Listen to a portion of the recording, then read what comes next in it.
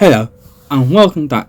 In this trainspotting Berkshire video, I'll be talking about my recent trip to Scotland, which saw me use the Caledonian Sleeter via the East Coast mainland. Let's go back to the beginning of the trip before we get too ahead of ourselves. Day 1 of the trip. The first day of the trip started at Wokingham railway station.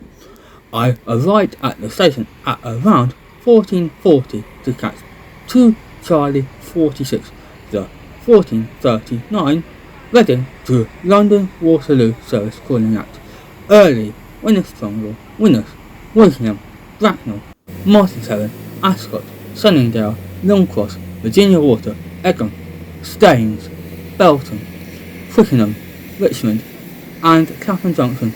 While waiting for 2 Charlie 46, I saw 1 Victor 50, the 13:30:39 Gatwick Airport to Reading service calling at Redhill, Reigate, Letchworth, Dorking Deepdene, Dorking West, Shalford, Guildford, Norcant, Blackwater and Wokingham. 1 Victor 50 left Wokingham on time at 14:47. 2 Charlie 46 arrived at Wokingham on time at 14:52 and left Wokingham on time at 14:53 and was formed of a pair of British Rail Class 455s.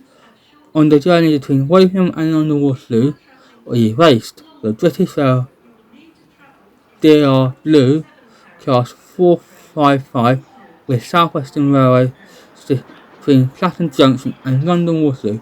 We even arrived into London Waterloo 5 minutes earlier than scheduled.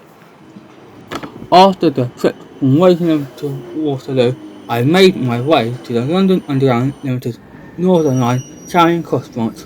I took the first northbound train to London Euston, which was an Edgware-bound train.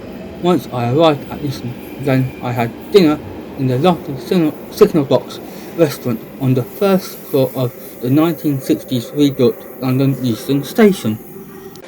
At around 19:30, I made my way towards the Caledonian Sleeter lounge at Euston, which we could access from 1930 according to the website, but in reality it wasn't until 2000 that we could access it due to the Highland Sleeter people were in the lounge as they only started boarding their train on platform 1 at 2000 for a 2034 departure.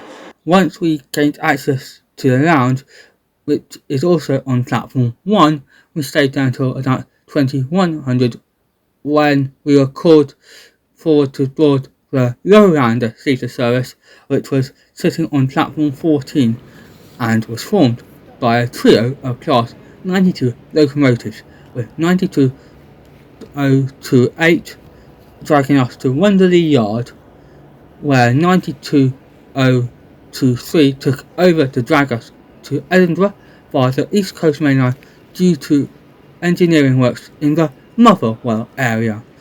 To get from the normal West Coast route on the West Coast Main Line to the East Coast route on the East Coast Main Line required the Caledonian Sleeter to come off the West Coast Main Line at Willesden Junction and head onto the line's normally used by Southern trains to access Wembley Yard reception sidings,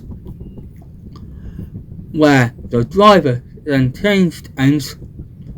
Once the driver had changed ends, we set off heading south back towards London Euston, but before we reached London Euston, we branched off onto the rarely used Primrose Hill line, which then provided access onto the North London line at Camden Road, which subsequently provided access onto the East Coast Main Line just north of King's Cross in the Belle Island area.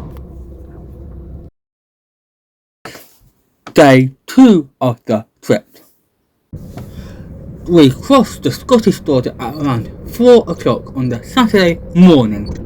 Once at Edinburgh, the front portion of the train with 92023, which was dragging, was detached and pulled forward into platform 10 from platform 7 at Edinburgh, with the coaches left in platform 7 picked up by 92014, which dragged us across the Scottish Central Belt to Glasgow Central, where we arrived 60 minutes earlier than scheduled. I was eating my full Scottish breakfast on arrival into the stunning Glasgow Central High Level station. The Scottish breakfast included sausages, black pudding, bacon and baked beans. I then watched the first ScotRail channel I had ever seen in real life for around 15 minutes. Then I strolled towards Glasgow Queen Street for the next part of the Scotland trip. I arrived at Glasgow Queen Street with plenty of time thanks to the theatre being early, as well as leaving a long enough changing time between the Caledonian Theatre and the ScotRail West Highlands service. I boarded 1 Yankee 21, the 0821 Glasgow Queen Street to Oldham and Mallaig, which was a 6-coach service on the British Rail class 1x6 seater sprinters calling at Downmuir,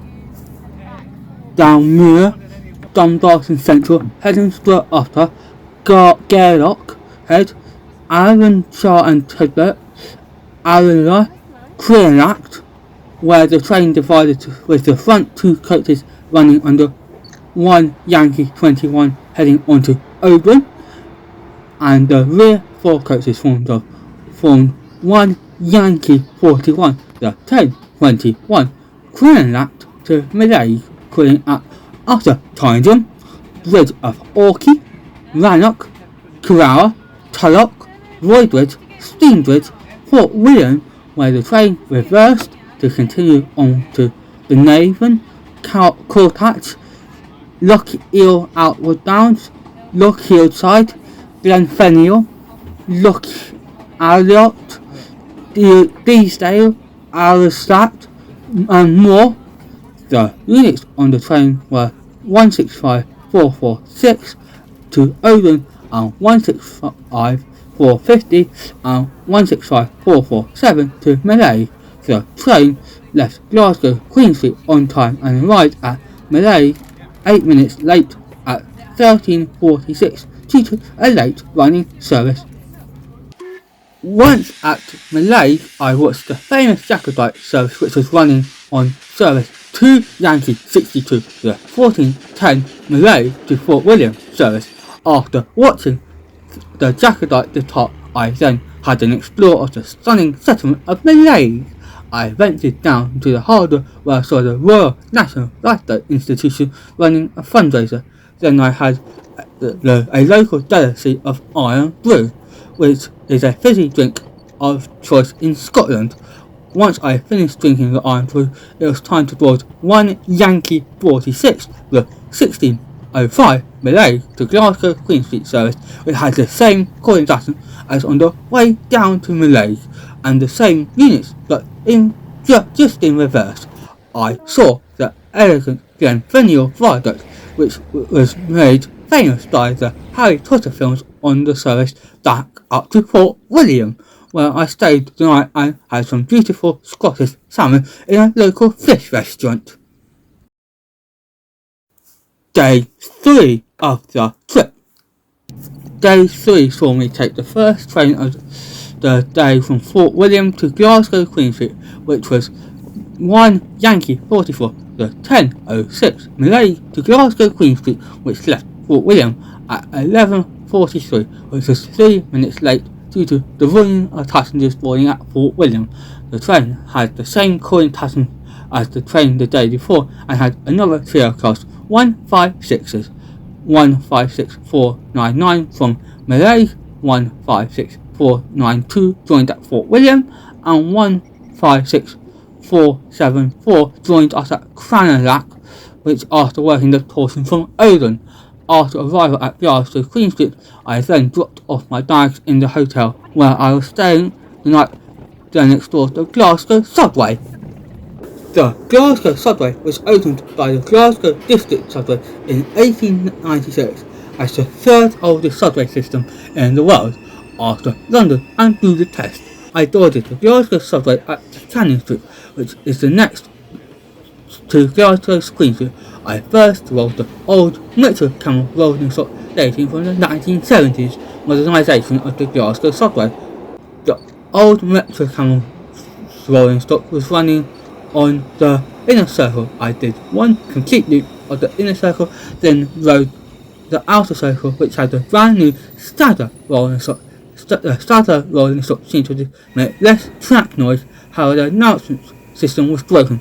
I did complete a circle on the outer circle and left the system at Buchanan Street, where I walked along Buchanan Street to the rear side past the closed St Enoch station as the Glasgow subway shut at 1600 on the day I visited. Day 4, the final day of the trip. On day 4, I ventured to the Glasgow Riverside Museum on 2 Hotel 11, the 0808 Edinburgh to Helensburgh Central service from the 334001 and 334029, producing a 6-car service. I rode the train between Glasgow Queen Street and Partick via Charing Cross. It was the closest station to the museum. The Glasgow Riverside Museum was a lovely museum which gave a lot of really well presented exhibitions about Glasgow and the products of Glasgow, like steam locomotives. The Glasgow Riverside Museum is next to another museum called Toolship, which is also great, and both museums are free to enter. After I had finished in the Glasgow Riverside Museum, I made my way back to Partick. From Partick, I got to Hotel 34, the 1225 Helensburgh Central to Edinburgh service all the way to Edinburgh to catch my connecting Eleanor Azuma. The ScotRail service to Edinburgh was another 6-coach service from the 334017 and 334002, which arrived at Edinburgh at 14:30 and was on time, just after passing the famous Edinburgh Castle. I then explored the stunning Edinburgh Waverley Station, built in the valley between the medieval old and 18th century new towns of the city of Edinburgh by the North British Railway Company. Then boarded the Eleanor Azuma running as 1 Echo 22, the 1600 Edinburgh to London King's Cross, formed of a 9-coach Azuma with the unit number of 801203. The Azuma raced up the East Coast Main Line to London King's Cross at a max speed of 140 miles per hour, 225 kilometers per hour, with stops at Newcastle, Durham, Darlington, York, Doncaster, Newark Northgate, Peterborough and Stevenage.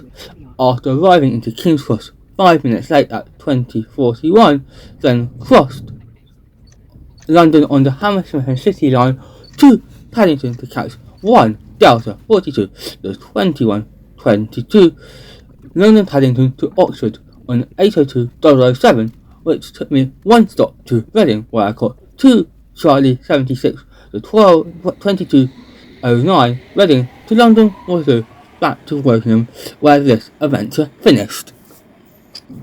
Thank you for watching. I hope you enjoyed finding out about my recent trip to Scotland, and please like, comment, share and subscribe to Trainspotting from Berkshire.